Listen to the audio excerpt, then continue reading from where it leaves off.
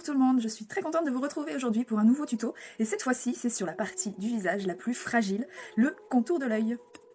Et donc ce qu'il faut savoir sur cette zone, c'est que c'est une zone où la peau est 4 fois plus fine qu'ailleurs.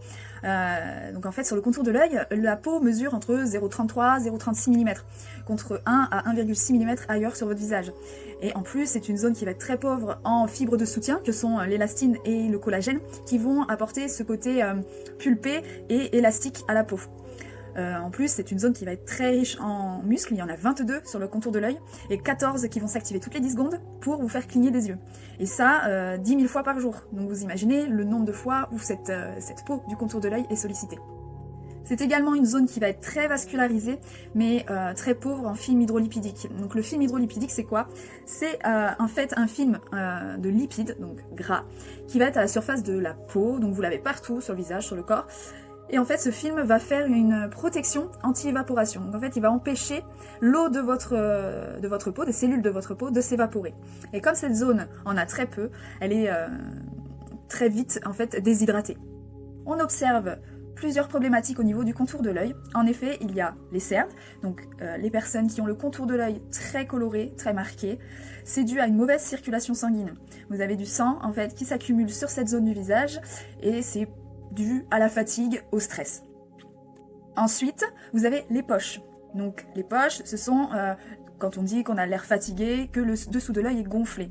C'est dû à une mauvaise circulation lymphatique et une accumulation d'eau. Et cela est provoqué par la fatigue, le stress et donc la mauvaise circulation lymphatique.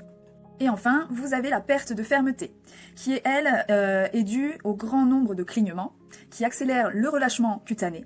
Et comme cette zone est très pauvre en élastine et en collagène, ça provoque des rides. Donc comme on l'a vu de par sa fragilité, c'est une zone qui va vite marquer les signes de l'âge et donc tout cela va être aggravé par d'autres facteurs que vont être l'hygiène de vie, les excès alimentaires qu'on peut faire, la consommation d'alcool ou de tabac, le manque de sommeil, le stress, la pollution. Mais là en période de confinement, il va y avoir un autre facteur qui va accélérer ce vieillissement cutané, ce relâchement ou ce manque de circulation lymphatique ou sanguine, ça va être la lumière bleue de nos écrans. Donc il a été prouvé que cette lumière bleue avait un effet néfaste sur nos yeux, mais elle a également un effet d'accélérateur de vieillissement cutané. Donc il va être très important de la protéger contre cette lumière bleue. Maintenant, je vais vous énumérer les 5 erreurs à éviter sur le contour des yeux. La première, il faut éviter de vous frotter les yeux. Oui, on a tendance, quand on se lève ou quand on est fatigué, à vouloir se frotter les yeux comme ça, et ça, il faut éviter. Pourquoi? Parce que comme je vous l'ai expliqué, la peau du contour de l'œil est très fine, donc est très fragile. Donc en fait, si vous frottez votre œil, vous allez avoir tendance à frotter votre peau directement sur les muscles et sur l'os en fait du contour de l'œil. Et donc ça peut abîmer. La deuxième erreur, c'est le démaquillage qui va être trop intense. Donc en fait, c'est vrai que certaines d'entre vous, quand vous vous maquillez, vous avez tendance, quand vous voulez vous démaquiller le soir, à frotter vos yeux, surtout quand vous avez mis un mascara. Et encore plus quand vous avez mis un mascara waterproof. Et donc ça rejoint un peu l'erreur numéro 1. Mais ce que je vous conseille, déjà, c'est d'utiliser un démaquillant biphasé qui va être spécifique pour le maquillage waterproof. Et vous imbibez 2 petits cotons de votre démaquillant, vous le posez sur vos yeux et vous laissez agir quelques secondes. En fait, ces quelques secondes vont permettre au démaquillant de vraiment dissoudre le maquillage. Et ensuite, vous pourrez retirer votre maquillage sans trop frotter. La troisième erreur, c'est d'utiliser des produits inadaptés. En effet, si vous utilisez une crème trop grasse ou trop lourde, en fait, votre zone du contour de l'œil ne va pas le supporter, dans le sens où c'est une zone trop sensible. Et en plus, si vous utilisez des textures trop grasses, elles vont avoir tendance à migrer vers votre cornée.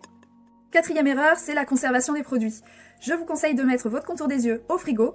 Comme ça, l'effet frais aura vraiment un effet vasoconstricteur, notamment pour les personnes qui ont une mauvaise circulation sanguine sur le contour des yeux et qui ont les cernes foncées, mais également pour les personnes qui ont tendance à avoir les yeux gonflés ou les poches. Ça va vraiment décongestionner le contour de l'œil.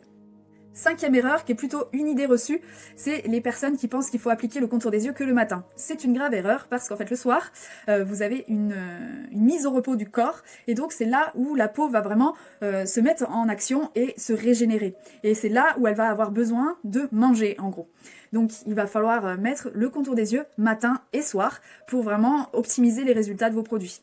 Ensuite, vous avez différents types de produits pour le contour de l'œil. Vous avez des produits en peau, comme chez Payot, vous avez dans la gamme Uniskin pour corriger les irrégularités du teint, donc notamment pour les cernes foncées et prévenir des rides. Vous avez également dans la gamme Roselift, le Roselift Collagène Regard, qui est principalement utile pour la perte de fermeté. Vous avez également en peau, dans la gamme Suprême Jeunesse, vous avez le Suprême Jeunesse Regard, qui lui va être vraiment un contour des yeux global, qui va travailler sur les taches pigmentaires, donc ou les cernes foncées, mais également sur l'hydratation, sur la perte de fermeté, et également sur l'effet anti-rides. Dans la gamme Rose Lift, vous avez également les patchs contour des yeux. Donc, ce sont des patchs sous forme de virgule en hydrogel, donc que vous positionnez sous le contour de l'œil. Donc, vous pouvez très bien les mettre aussi au frigo pour avoir un effet encore plus frais. Mais le gel en lui-même va vraiment avoir un effet frais de base. Et donc, il va hydrater le contour de l'œil, mais également le raffermir. Alors après, ces patchs-là, vous pouvez très bien les positionner le soir et dormir avec. Vous le massez un tout petit peu pour qu'il adhère bien à votre contour des yeux, et vous pouvez aller vous coucher. Vous avez également les contours des yeux sous forme de tube roll-on, donc comme par exemple dans la gamme Hydra 24, vous avez l'Hydra 24 Regard Glaçon, qui lui va vraiment défroisser et hydrater en profondeur le contour de l'œil. Donc ça c'est idéal pour le premier contour de l'œil que l'on veut utiliser, il est vraiment très bien, et en plus la petite bille massante en zinc permet de bien masser et de faire pénétrer le produit.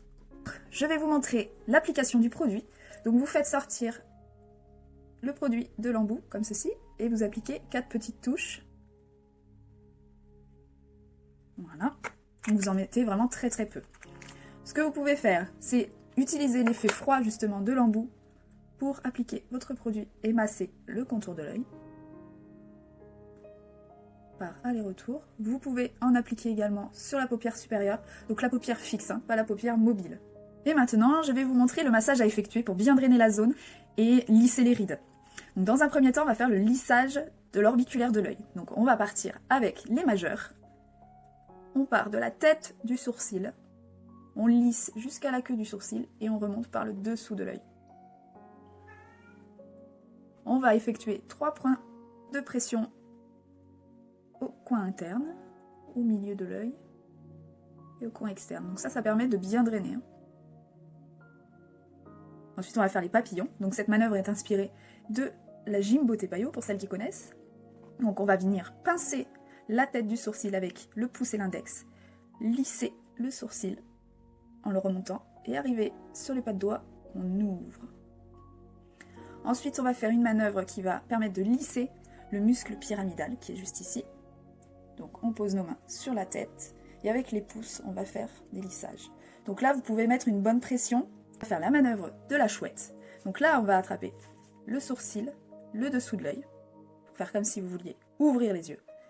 Et là, en fait, on va raffermir la paupière en abaissant les paupières, donc comme si on voulait fermer les yeux. Et ensuite, la dernière manœuvre, on va faire un lissage des sourcils et on pianote le dessous de l'œil. Et voilà. Et cette vidéo est terminée, j'espère qu'elle vous aura plu. N'hésitez pas à me poser vos questions en commentaire, que ce soit sur les produits ou sur la technique. Et puis on se retrouve prochainement pour un nouveau tuto, je pense. Et en attendant, prenez soin de vous, bisous!